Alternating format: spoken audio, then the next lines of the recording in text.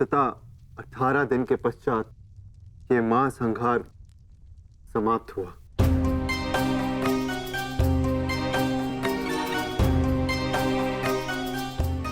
युद्ध भूमि को त्यागने से पूर्व युद्ध को संपूर्ण नहीं समझा जाता धर्मराज।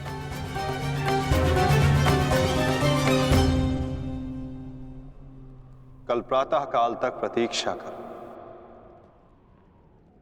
क्या पता कि कोई और चुनौती हमारी प्रतीक्षा कर रही हो। आज रात्रि जब वो विश्राम करेंगे तो हम उनका संहार करेंगे। जिस प्रकार उल्लू रात्रि में अपने शत्रु का अंत करता है, उसी प्रकार हम भी पांडवों का शिकार करेंगे। पांडवों का स्वागत हस्तिनापुर में नहीं, यमलोक में होगा। यमलोक में।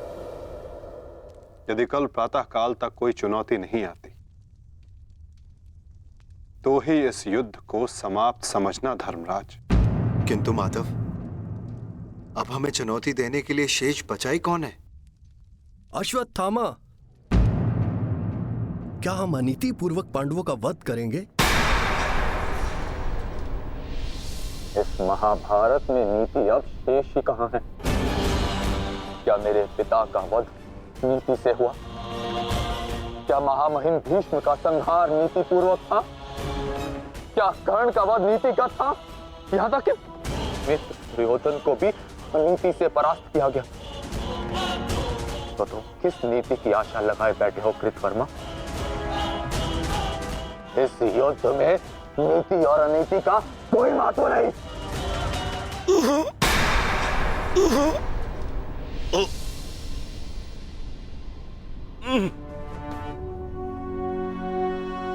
महत्व है तो केवल विजय का। महत्व है तो केवल प्रतिशोध का।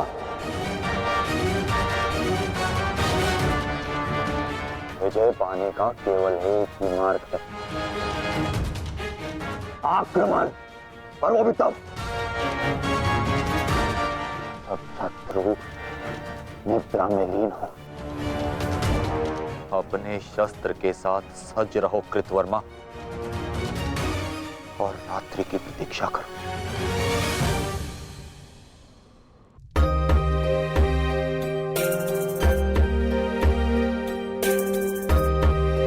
इस युद्ध में तुम सबके योगदान से हम गर्वित हैं पुत्र।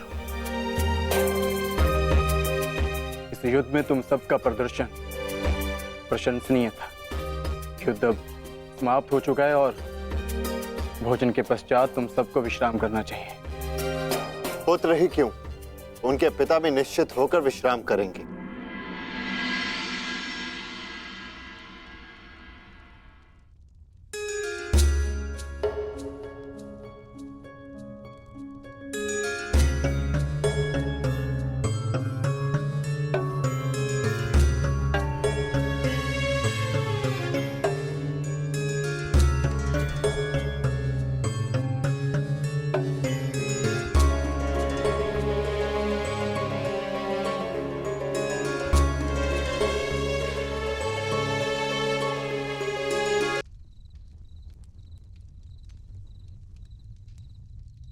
एक अग्नि की चिंगारी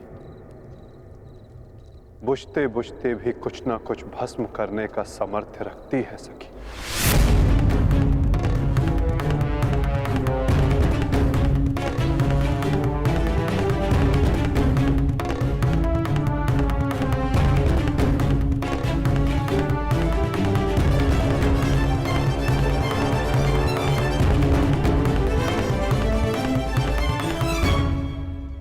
ये माधव क्या कह रहे थे? क्या कोई अनहोनी घटित होने वाली है?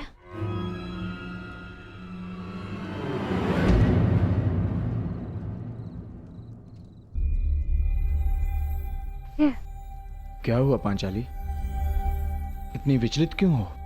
आर्य, माधव की बातों से ऐसा प्रतीत हो रहा था जैसे ये युद्ध अभी समाप्त नहीं हुआ है। कुछ शेष है जो हमें हानि पहुंचाने के लिए सज्ज है।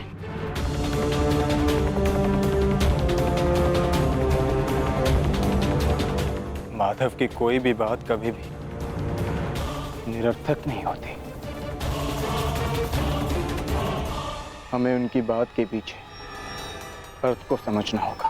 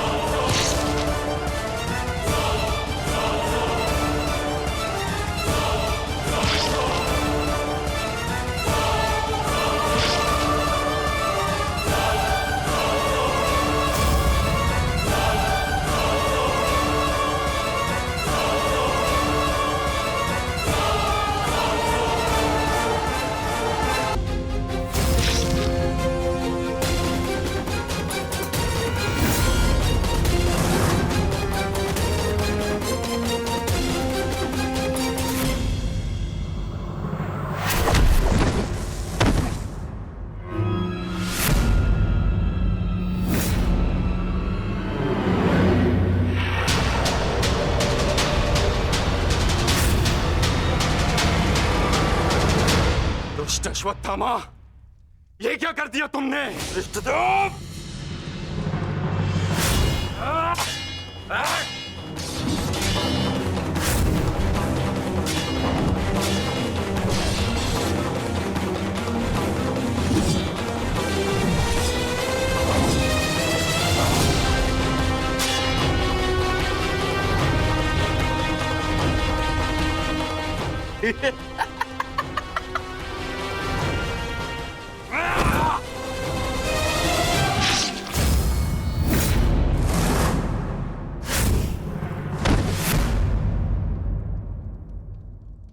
ये छटपटाहट जो आज तुम अनुभव कर रहे हो धृष्टद्युम्न,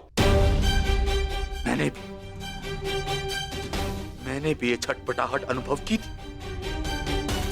अब तुमने मेरे पिताश्री का शीश उनके धड़ से भिन्न कर दिया था। यही छटपटाहट धृष्टद्युम्न, यही छटपटाहट।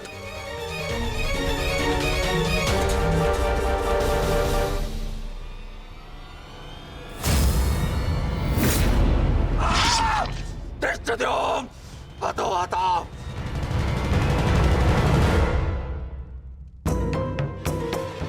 एक अग्नि की चिंगारी बुझते बुझते भी कुछ ना कुछ भस्म करने का सामर्थ्य रखती है सखी। माधव की कोई भी बात कभी भी निरर्थक नहीं होती।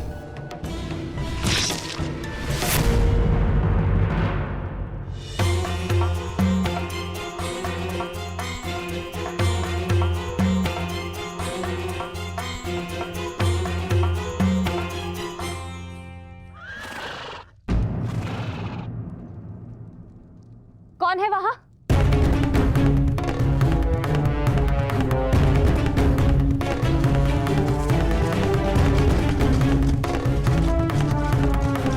कौन है?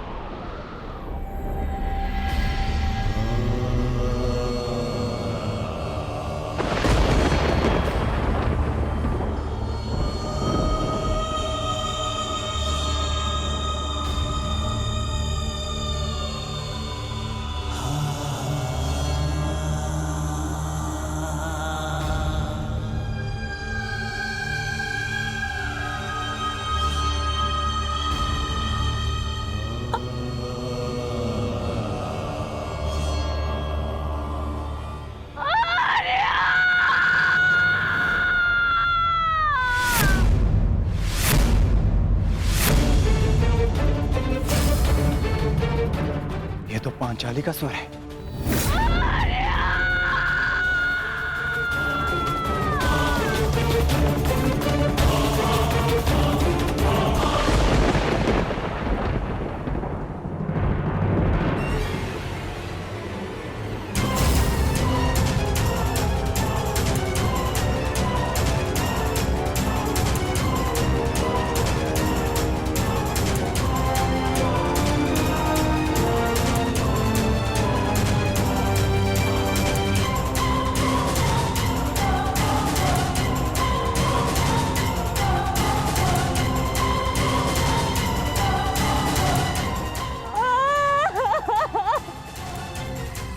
ये सब क्या हो गया?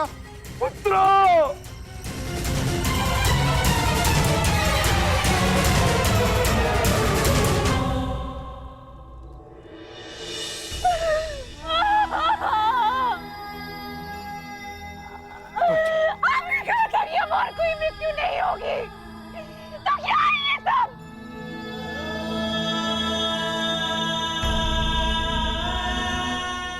आपने कहा था कि युद्ध समाप्त हो चुका है, तो मेरे किस बात का प्रतिशोध है? बताइए धर्मराज। ये सब क्या हो गया? किसने किया ये पांचाली? किसने? मैंने नहीं देखा,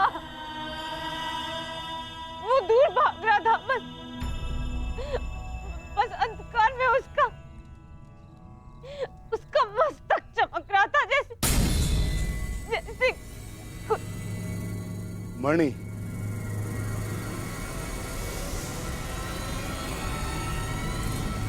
अश्वत्थामा।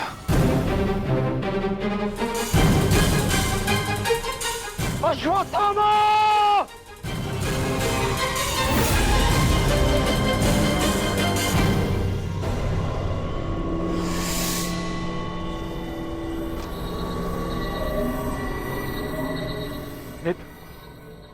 मित्र, हमारा प्रतिशोध पूर्ण हुआ मित्र।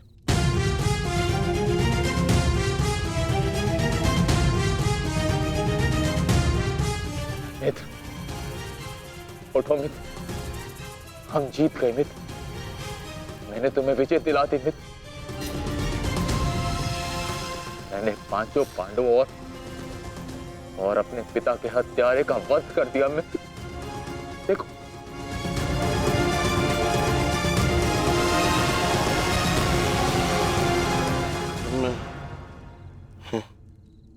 मैं उनका शीश देखना चाहता हूँ।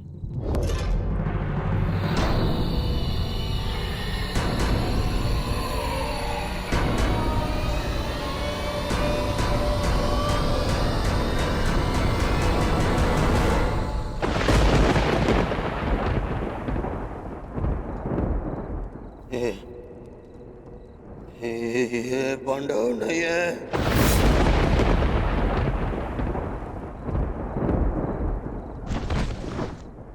ये क्या किया मूर्ख? ये क्या कर दिया तुमने? ये पांडव नहीं है, ये पांडवों के पुत्र हैं। ये तुमने क्या कर दिया अश्वत्थामा? मेरे कुल को जल चढ़ाने वाला भी कोई शेष नहीं छोड़ा तुमने अश्वत्थामा। आज समझ में आ गया कि प्रतिशोध की अग्नि स्वयं को ही जला देती है। ये क्या कर दिया मैंने? नहीं मित्र। अश्वत्थामा!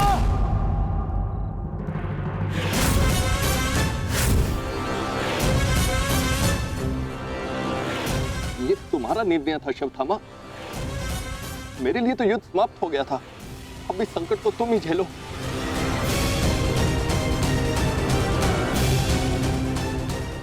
अपनी मृत्यु के लिए सज्ज हो जाओ। मित्र मुझे बचाओ मित्र।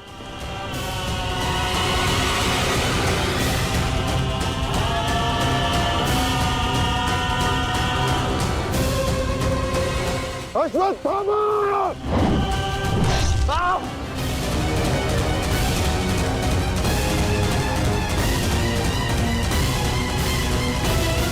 मित्र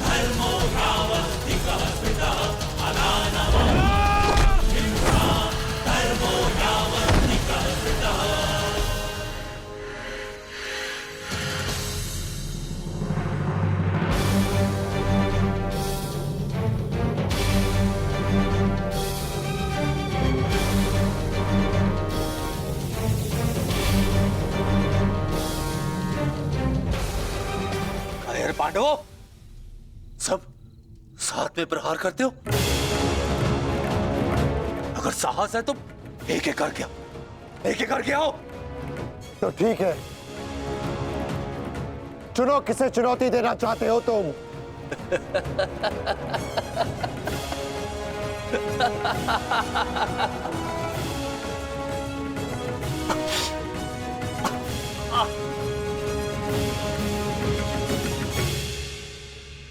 मैं धनुर्धारी हूं, इसलिए धनुर्धारी अर्जुन को चुनौती देता हूं।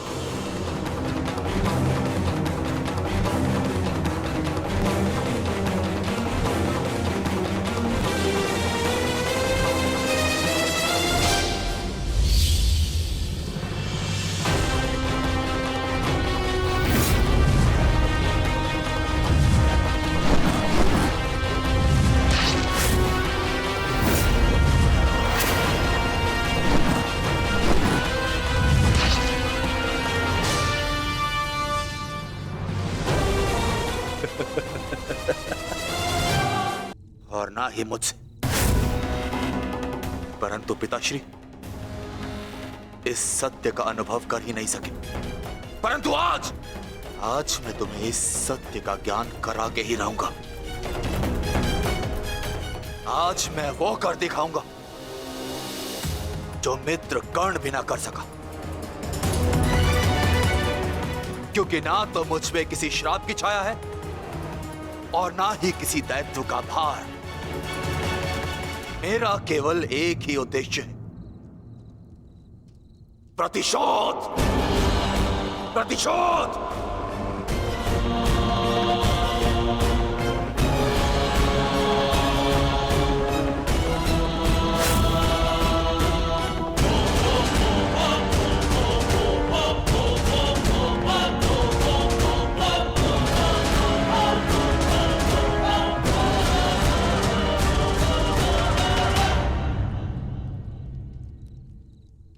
ब्रह्मास्त्र।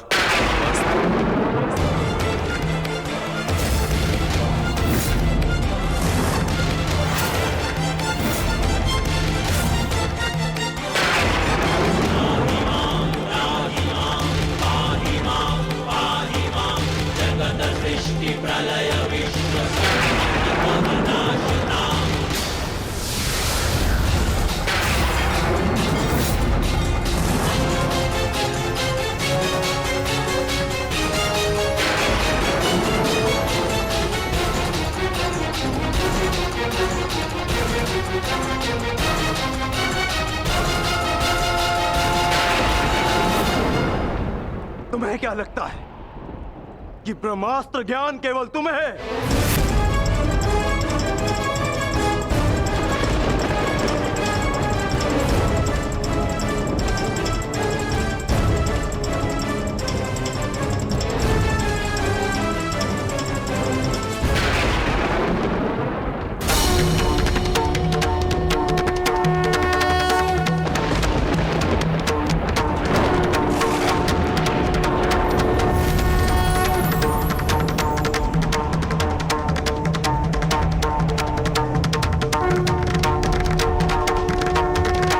ठहरो पार्थ।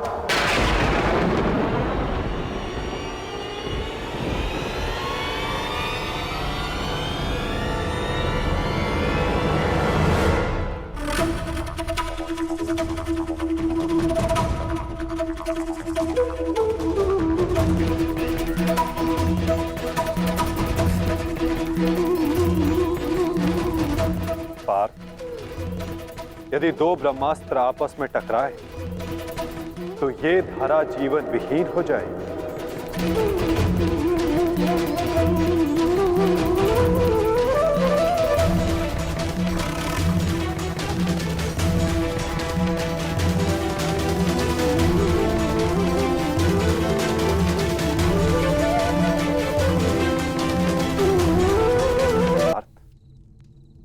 सृष्टि के नाश के लिए नहीं, अपना ब्रह्मास्त्र वापस ले लो पार्थ।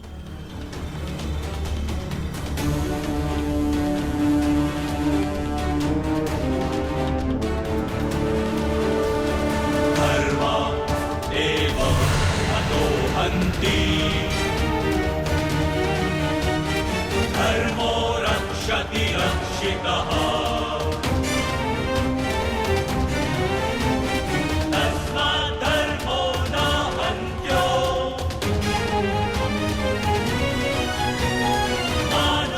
अश्वत्थामा, तुम भी अपना ब्रह्मास्त्र लौटा लो।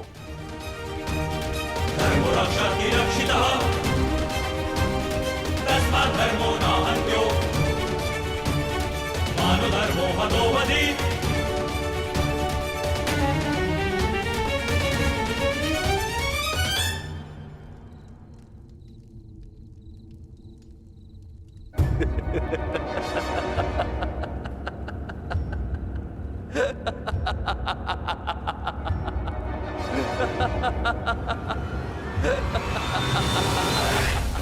मुझे लगता था कि मेरे पिताश्री सबसे अधिक प्रेम मुझसे करते, अपने पुत्र से,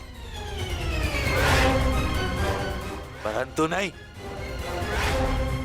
इसी क्षण ये ज्ञात हुआ कि वो अधिक प्रेम इस अर्जुन से करते।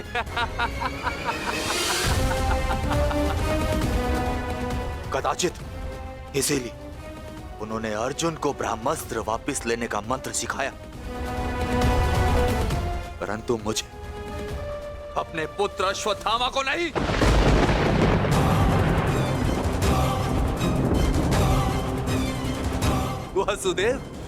वासुदेव, मुझे ब्रह्मास्त्र वापस लौटाने का मंत्र नहीं आता। नहीं आता।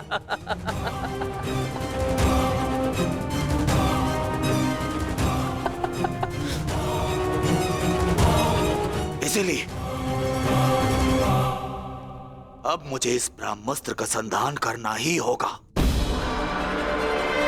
परंतु नियम अनुसार तुम उस पर ब्रह्मास्त्र का संधान नहीं कर सकते जिसने तुम पर से साधा हुआ ब्रह्मास्त्र लौटा लिया हो अश्वत्थामा। अब तुम इस अस्त्र का संधान अर्जुन पर नहीं कर सकते अश्वत्थामा।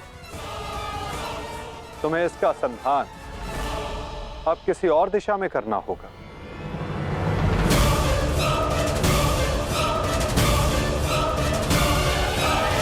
परंतु नियम अनुसार तुम उस पर ब्रह्मास्त्र का संधान नहीं कर सकते जिसने तुम पर से साधा हुआ ब्रह्मास्त्र लौटा लिया हो अश्वत्थामा।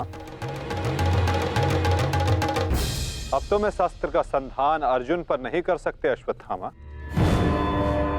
तुम्हें इसका संधान अब किसी और दिशा में करना होगा।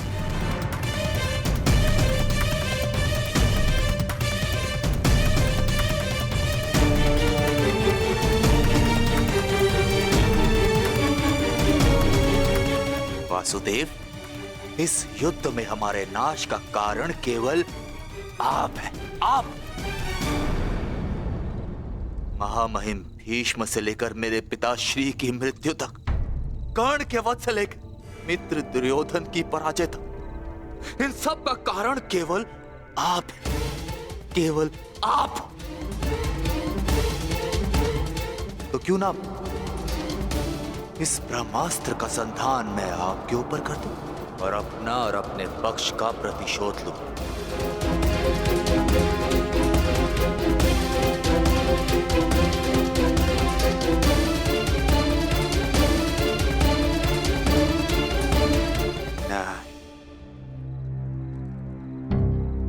नहीं वासुदेव, नहीं। एक साधारण से ग्वाले पर मैं अगर ब्रह्मास्त्र का संधान करूंगा तो ये ब्रह्मास्त्र का अपमान होगा। वासुदेव, तुम्हें तो इस महाविनाश की ग्लानि से ही मर जाना चाहिए। तुम पर संधान करने से क्या लाभ?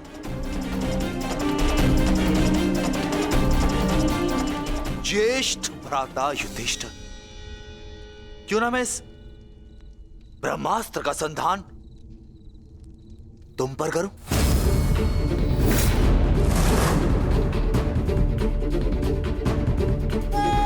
क्योंकि राजा समाप्त, अर्थात युद्ध समाप्त। इस एक अस्त्र से मैं इस युद्ध का परिणाम बदल सकता हूं। तुम्हारे प्राण लेकर भ्राताश्री, परंतु नहीं, क्योंकि जिस मित्र दुर्योधन के लिए हमने ये युद्ध लड़ा वो अपने जीवन का युद्ध हार चुका है। इसीलिए इस युद्ध और इस विजय का कोई अर्थ ही नहीं है। भ्राता भीम, गदाधारी भीम, क्यों ना इस ब्रह्मास्त्र से मैं तुम्हारा संहार कर दूं? क्योंकि तुमने मेरे पिता के साथ छल किया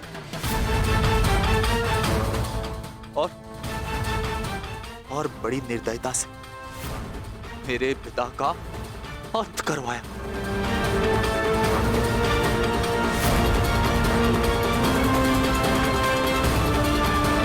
परंतु नहीं। बताइए वासुदेव कि मैं इस ब्रह्मास्त्र का संधान किस पर करूं? उत्तर दीजिए वासुदेव, उत्तर दीजिए।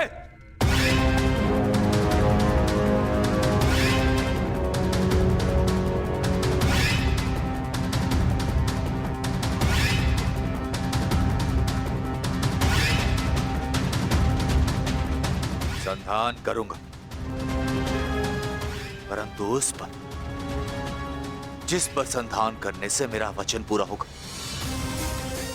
जो मैंने अपने मित्र दुर्योधन और अपने पिता की जल्दी देह के समक्ष दिया कि मैं पांडवों के संपूर्ण वंश का विनाश करूंगा।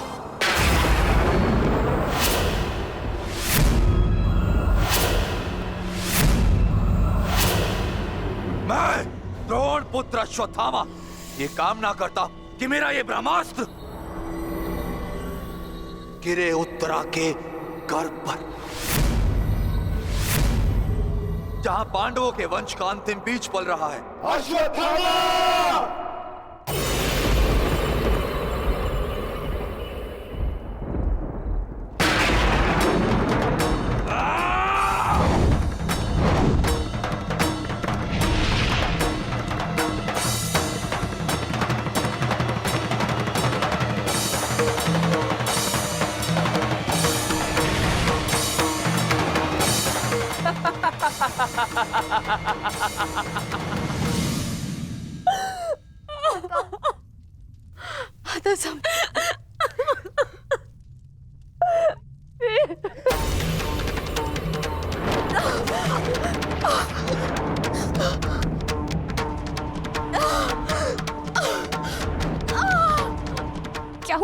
तुम ठीक हो ना?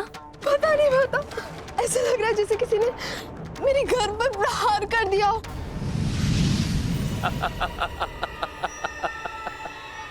पांडवों के वंश का विनाश। अश्वत्थामा! ठहरो पांडवों, आज तुमने एक ब्राह्मण होने का धर्म त्याग दिया है अश्वत्थामा। अपने इस दुष्कर्म के कारण आज तुम ब्राह्मण नहीं रहे, अपितु एक राक्षस बन गए हो।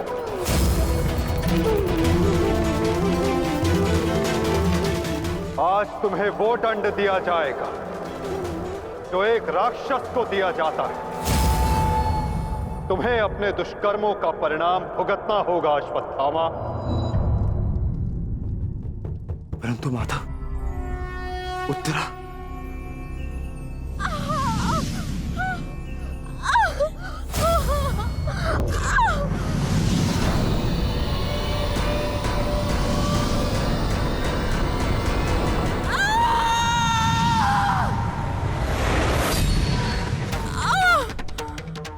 ब्रह्मास्त्र उत्तरा के गर्भ में प्रवेश कर चुका है पार्थ।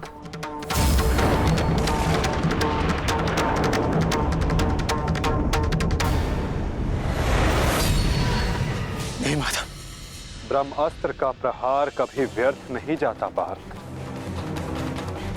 और उत्तरा की कोख में पल रहे नवजीवन के प्राणों पर यदि कोई संकट आया तो ये संकट केवल उसके प्राणों पर नहीं, उसके भविष्य पर नहीं, अपितु समस्त संसार के भविष्य पर आएगा पार्थ।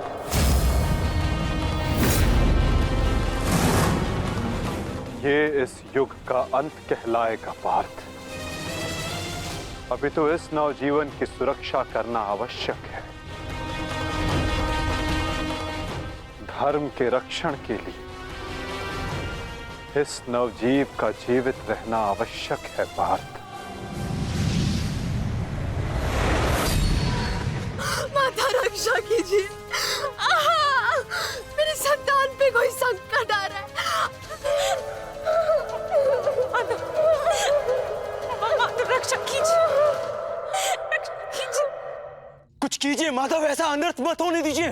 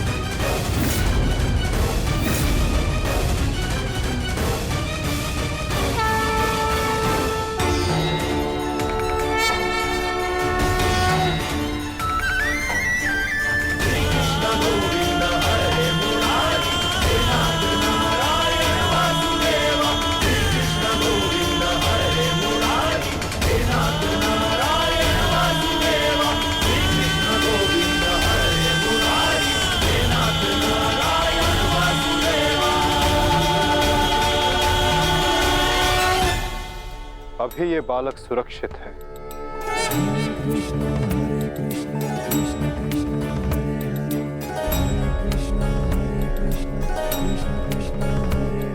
किंतु ब्रह्मास्त्र रूपी काल अभी भी इस पर घात लगाए बैठा है।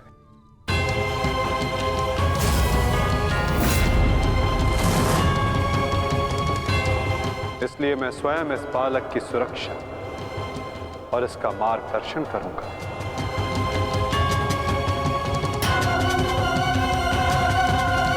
परंतु इस अद्भुत बालक की परीक्षा की घड़ी तो अब प्रारंभ हुई है।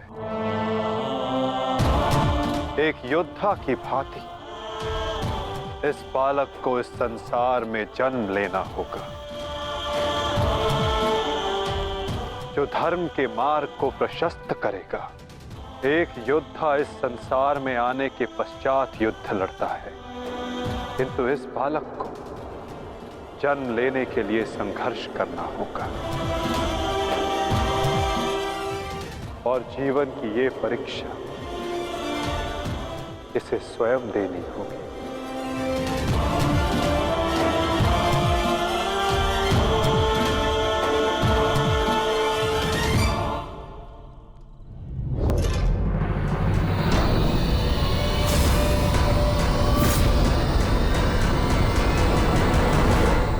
तुमने सीमा पार कर दिया अश्वत्थामा।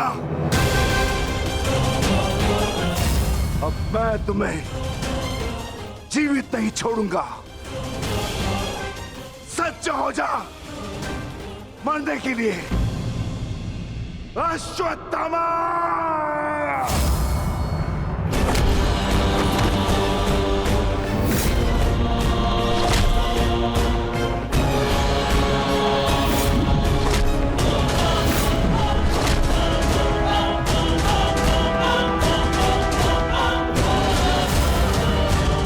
ठहरो विकोदर।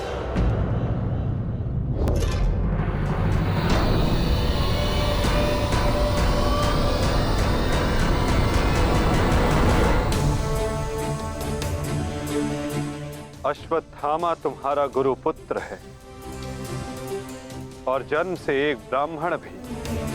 इसकी हत्या का पाप तुम अपने सर पर ना लो विकोदर।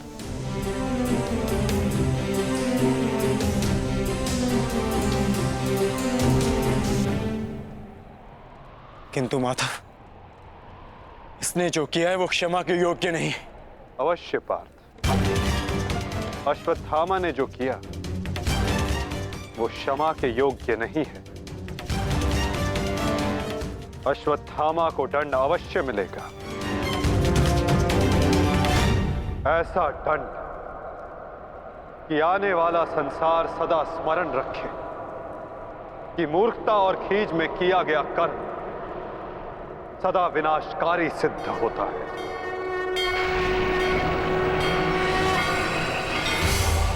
पार्थ, अश्वत्थामा के मस्तक की मणि निकाल।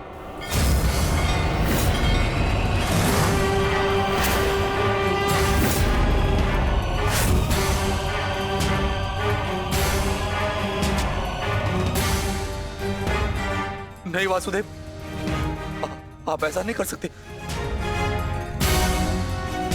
देना है तो मुझे मृत्यु दंड दीजिए वासुदेव, परंतु ऐसा मत कीजिए। तुम वीर गति पाने के योग्य नहीं हो अश्वत्थामा। तुमने जो किया है उसका दंड तुम आजीवन भुगतोगे। पार्थ,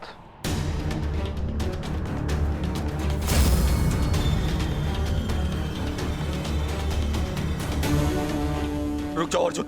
अर्जुन, मैंने कहा मेरे पास मत आओ, रुक जाओ।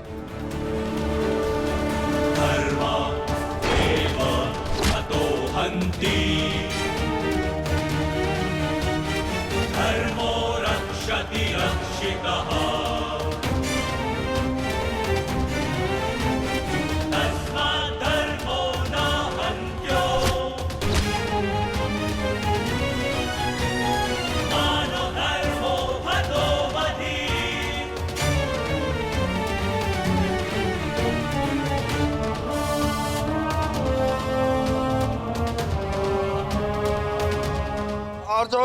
नहीं नहीं अर्जुन, धर्मरक्षति रक्षितः। नहीं अर्जुन, नहीं अर्जुन, मानुधर्मो हतो वने। अर्जुन नहीं, नहीं अर्जुन, अर्जुन नहीं नहीं अर्जुन, धर्मरक्षति रक्षितः। नहीं अर्जुन, नहीं अर्जुन, मानुधर्मो हतो वने। अर्जुन नहीं, वासुदेव क्षमा कर दीजिए।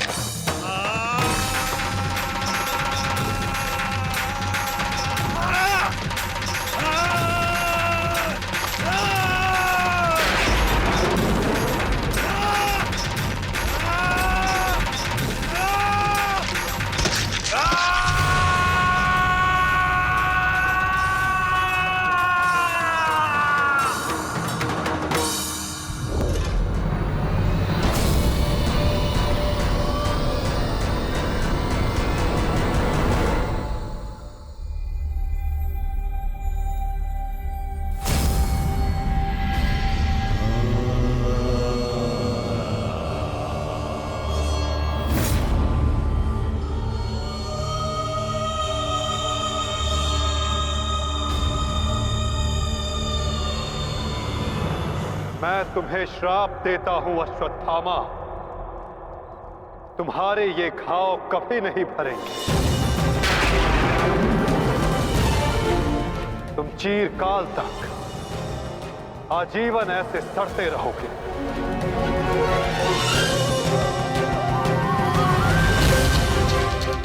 ये घाव लिए तुम जीते रहोगे अश्वत्थामा, और कलयुग तक समस्त संसार को संदेश दोगे कि पाप का भार असहनीय होता है।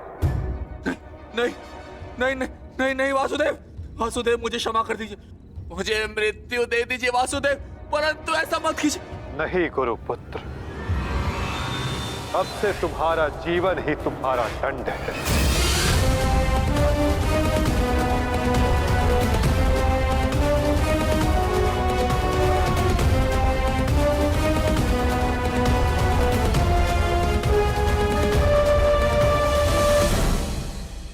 मैं श्राप देता हूं अश्वत्थामा, तुम्हारे ये घाव कभी नहीं भरेंगे। तुम चीरकाल तक आजीवन ऐसे सड़ते रहोगे। ये घाव लिए तुम जीते रहोगे अश्वत्थामा, और कलयुग तक समस्त संसार को संदेश दोगे कि पाप का भार असहनीय होता है। नहीं नहीं नहीं नहीं नहीं वासुदेव, मुझे मृत्यु दे दीजिए वासुदेव, परंतु ऐसा मत कीजिए। नहीं गुरुपुत्र, अब से तुम्हारा जीवन ही तुम्हारा दंड है। ये क्या हो गया विदुर, ये क्या हो गया? एक भूल के कारण मेरा समस्त वंश समाप्त हो गया विदुर, समाप्त हो गया। यदि उस सभा में मैंने अपने पुत्र को रोका होता तो आज मेरे सभी 100 पुत्र जीवित होते।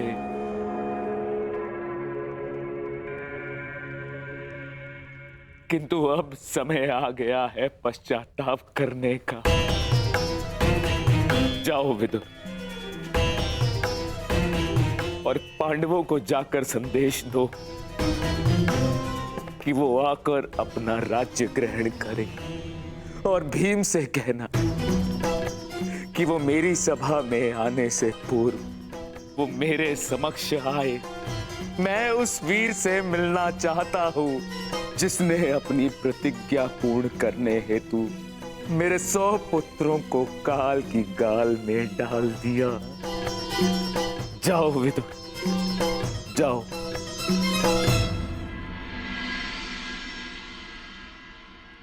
महाराज धृतराष्ट्र की आज्ञा का पालन अवश्य होगा महात्मा विदुर। कल पांडव उनके समक्ष अवश्य प्रस्तुत होंगे।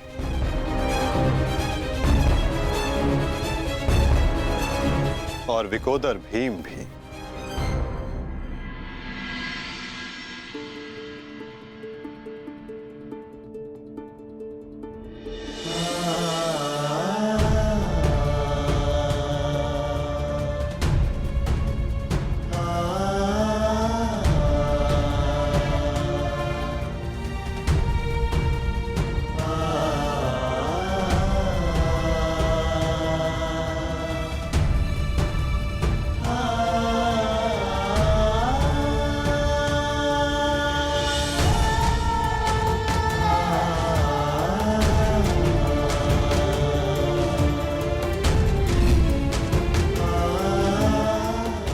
कल्याण हो पुत्रों।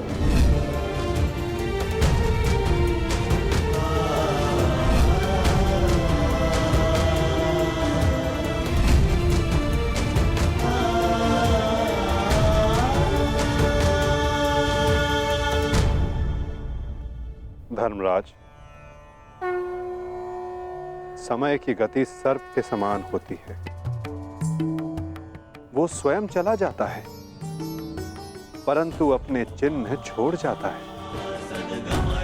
ज्ञानी पुरुष बीती से सीख लेकर आगे बढ़ जाते हैं।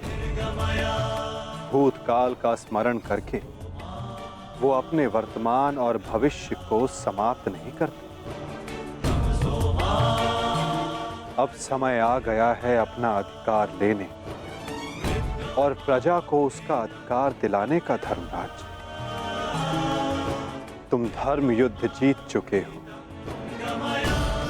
अब धर्म की स्थापना करो। धर्मराज, आगे बढ़ो।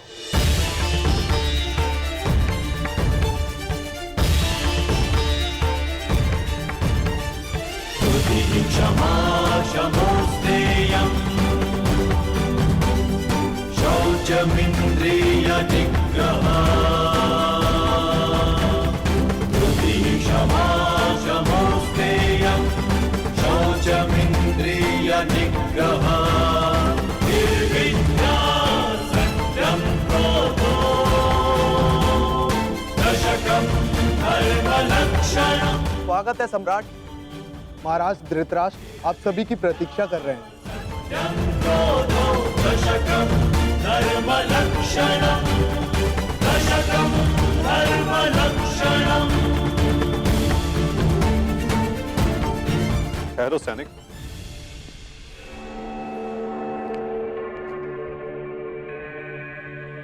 मुझे युवराज दुर्योधन का कक्ष देखना है।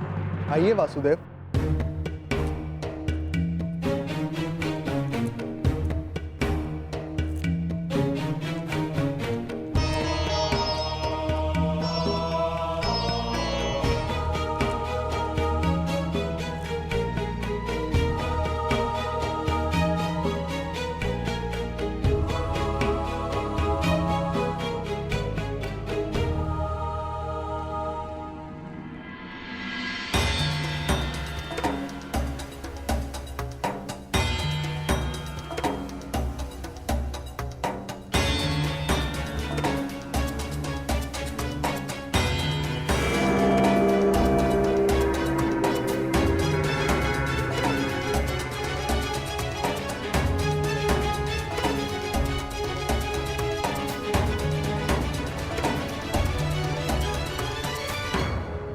इस लौह प्रतिमा का उपयोग युवराज अपने युद्ध अभ्यास के लिए किया करते थे।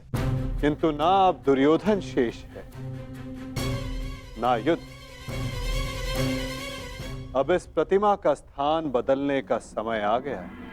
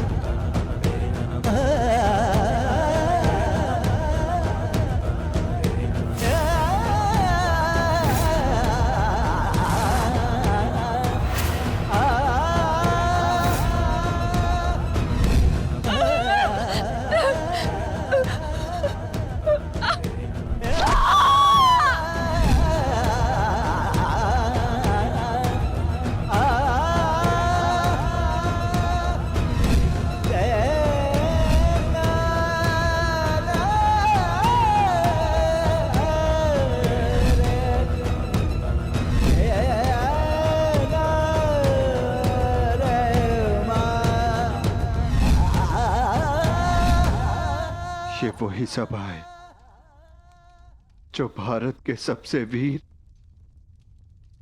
और महान महारथियों से सजी रहती थी, और आज ये रिक्त है। वो एक अशुभ दिन था, वो एक द्यूत सभा जो मेरे 100 भाइयों और उन सभी महारथियों के विनाश का कारण बनी। 100 नहीं, 101 भाई थे भ्राता भीम, कौरव और ज्येष्ठ कर्ण। सारी प्रतिज्ञाएं पूर्ण हो गई। यदि कुछ खाली है तो ये सभा। तुम सब विलाप ना करो।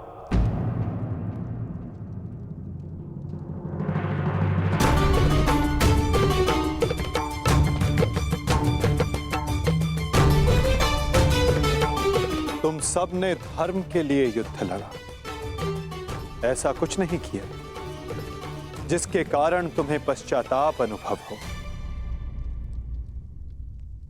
ठीक कहा वासुदेव।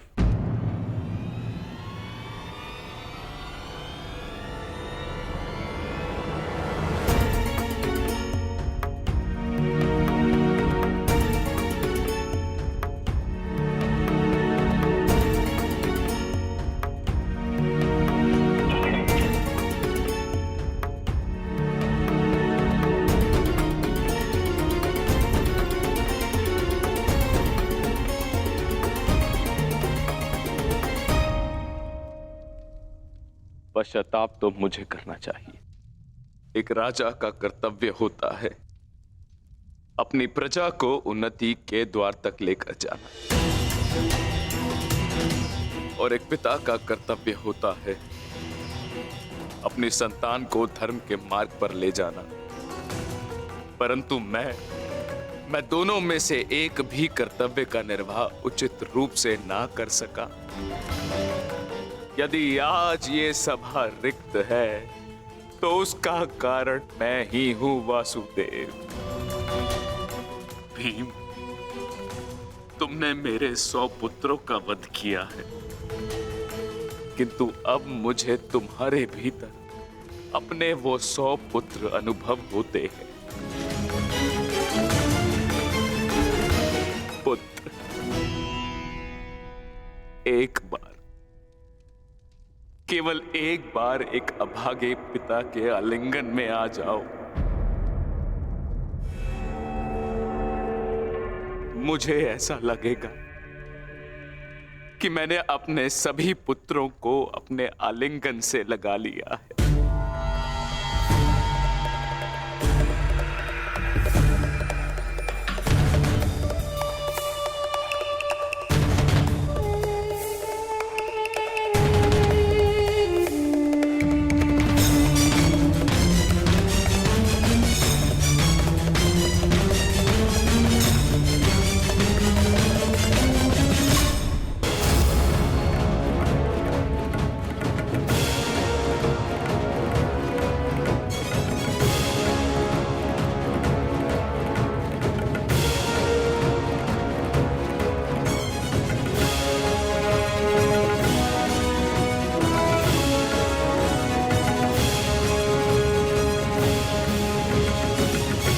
तुम्हारे अंदर 100 हाथियों का बल है ना भीम,